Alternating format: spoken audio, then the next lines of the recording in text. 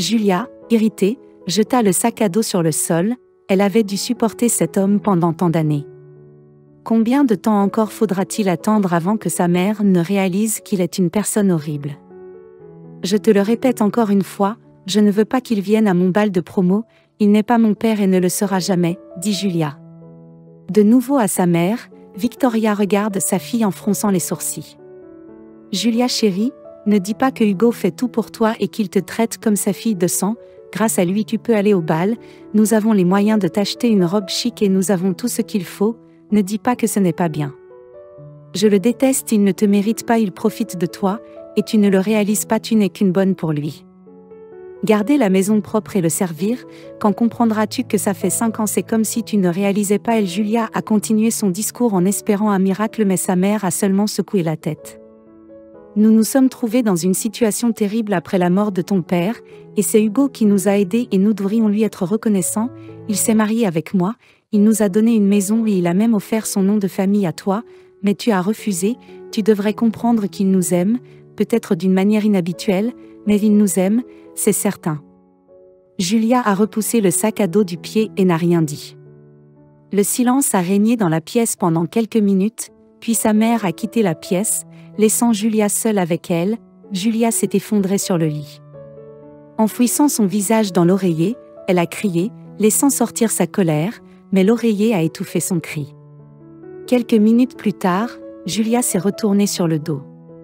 Elle n'acceptera jamais cette personne, sa mère ne devrait même pas essayer de la faire changer d'avis, son beau-père n'avait jamais rien fait de mal, pour elle, de l'extérieur, il semblait que tout le monde aimait vraiment sa femme et sa fille. Julia a hérité de l'intuition de son père biologique, elle et sa mère étaient en vie seulement grâce à son intuition. Le jour de l'accident, Victoria et Julia voulaient aller avec lui, mais il a dit non, c'est pourquoi il était le seul qui est mort dans ce terrible accident, et Julia et sa mère ont été laissées seules dans ce monde. Et maintenant ce sentiment d'instinct disait Julia que son beau-père n'était pas si innocent et qu'il cachait quelque chose. Julia voyait quelque chose d'alarmant dans ses yeux, même si tout semblait parfait. Elle pensait qu'il était un menteur hypocrite, mais sa mère ne le pensait pas non plus.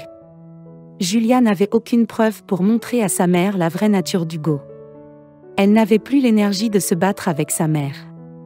Cela leur faisait du mal à toutes les deux. Julia a décidé qu'elle devait supporter la présence de son beau-père au bal de fin d'année. Elle supportera juste pour que sa mère arrête de pleurer, mais Julia aura bientôt 18 ans et personne ne lui fera faire ce qu'elle ne veut pas faire.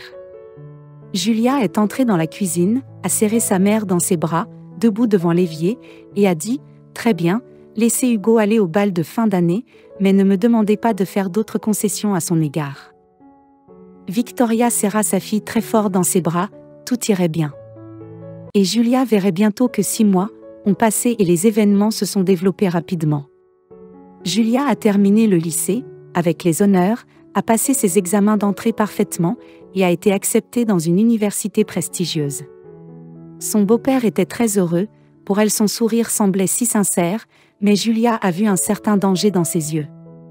Quelque chose continuait à l'alarmer, mais Julia n'a pas dit à sa mère au sujet de ses sentiments. Plus ce n'était pas une bonne idée, il valait mieux garder les choses pour elle-même.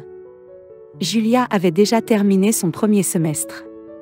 C'était facile pour elle, mais elle aurait pu faire encore mieux si elle avait essayé plus fort. Mais Julia avait une nouvelle vie.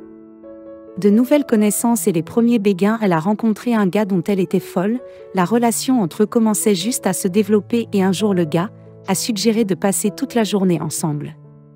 Pour faire cela, elle a dû sécher ses études.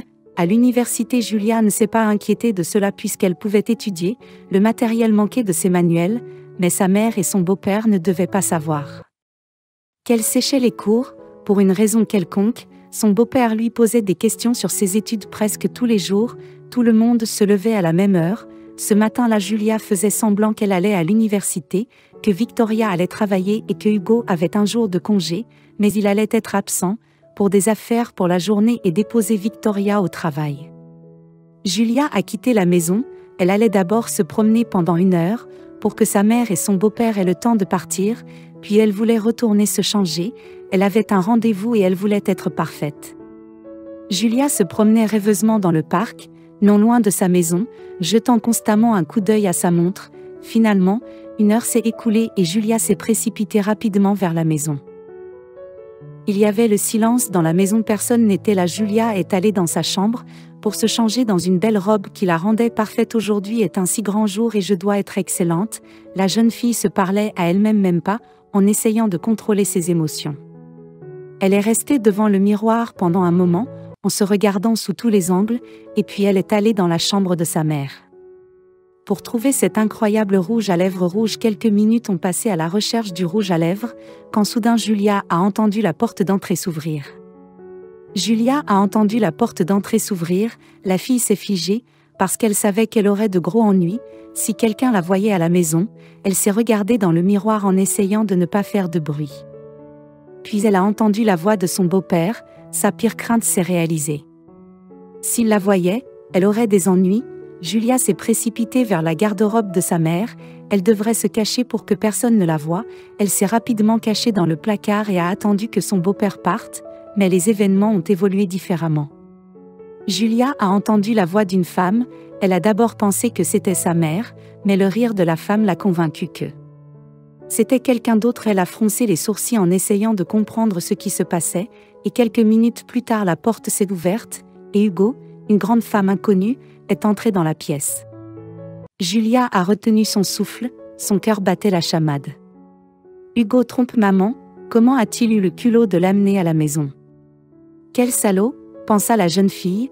Pour elle-même, Julia a fermé les yeux en essayant de ne pas penser à ce qui se passait, mais ensuite elle a repris ses esprits. Qu'est-ce qu'elle faisait? Quelle idiote elle devait faire? Cette chance qu'elle avait d'agir de façon décisive, Julia s'est forcée à ouvrir les yeux et a sorti son téléphone de sa poche.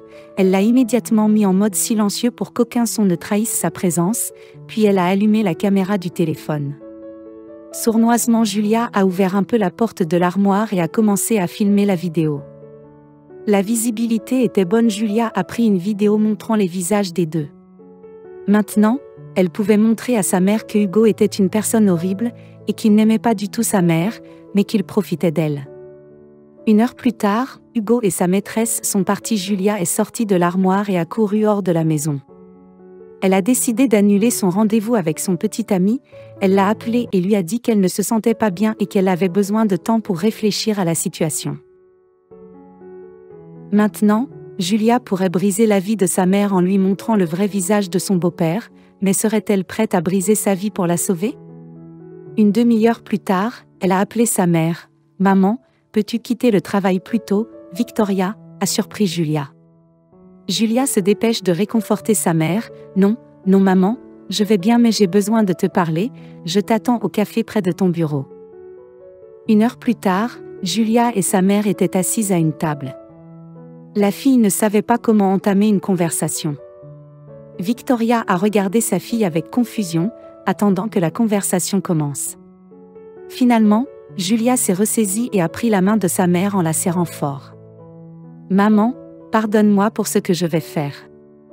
Je ne peux pas te mentir, crois-moi, tu mérites mieux et tu auras une vie merveilleuse si tu choisis le bon chemin, je serai toujours là pour toi, tu dois comprendre que nous irons bien, toi et moi, mais seulement si tu y crois et que tu arrêtes de t'accrocher au passé. » Et Julia a tout raconté à sa mère, comment elle a séché ses cours et est rentrée à la maison. Et comment son beau-père est rentré à la maison, avec cette femme qu'elle lui a montrée, toutes les photos et vidéos qu'elle avait prises de Victoria. Elle a écouté silencieusement tout ce que Julia lui a dit, pas un muscle n'a bronché sur son visage.